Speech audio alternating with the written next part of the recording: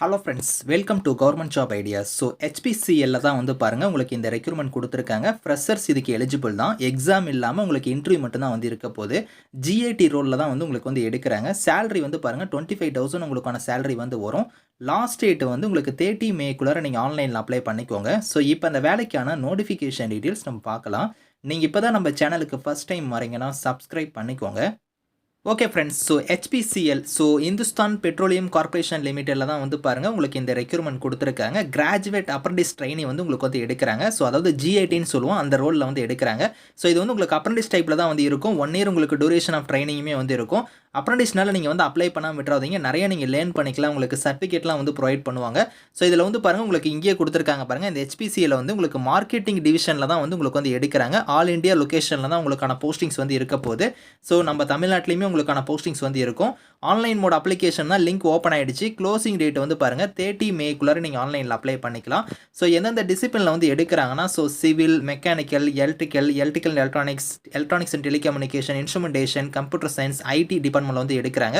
ஏஜை பொறுத்த வரைக்கும் minimum 18, maximum 25 வரைக்கும் நீங்கள் அப்ளை பண்ணிக்கலாம். இது இல்லாமல் நீங்கள் எஸ்சி எஸ்டியில் வரீங்கன்னா 5 இயர்ஸ் வரைக்கும் உங்களுக்கு ஏஜ்லேருந்து ரிலாக்ஷன் இருக்குது. ஓபிசியாக இருந்தால் உங்களுக்கு 3 இயர்ஸ் வரைக்கும் இருக்குது.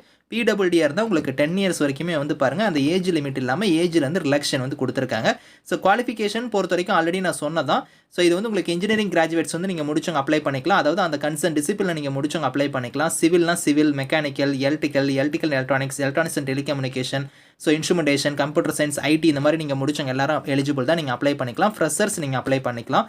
ஸோ இதில் அந்த குவாலிஃபிகேஷனை பொறுத்த வரைக்கும் 60% ஆஃப் மார்க் வந்து நீங்கள் அந்த டிகிரியில் வந்து எடுத்துருக்கணும்.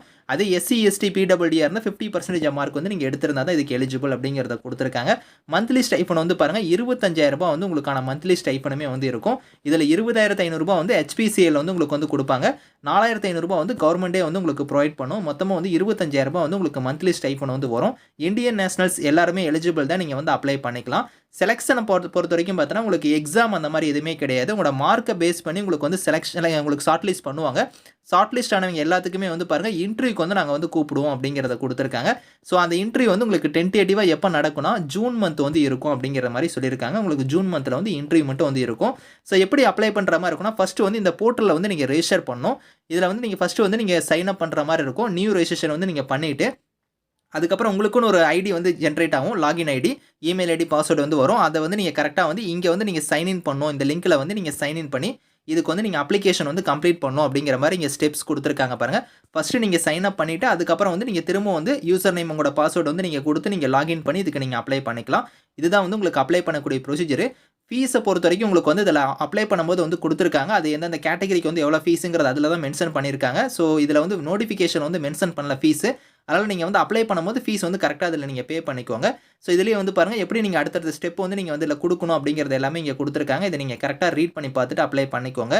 ஸோ கீழே வந்து பாருங்கள் உங்களுக்கு வந்து ஏதாவது டவுட்ஸ் இருக்குன்னா உங்களுக்கு காண்டாக்ட் பண்ணுறதுக்கு இமெயில் ஐடியுமே கொடுத்துருக்காங்க. அந்த இமெயிலுக்கு நீங்கள் காண்டாக்ட் பண்ணி உங்களோட டவுட்ஸுமே நீங்கள் கிளாரிஃபை பண்ணிக்கலாம். ஸோ இதுக்கான லிங்க் டீட்டெயில்ஸ் எல்லாமே வந்து நான் கீழே வந்து டிஸ்கிரிப்ஷனில் வந்து கொடுக்குறேன். ஸோ செக் பண்ணி பாருங்கள். Thank you friends.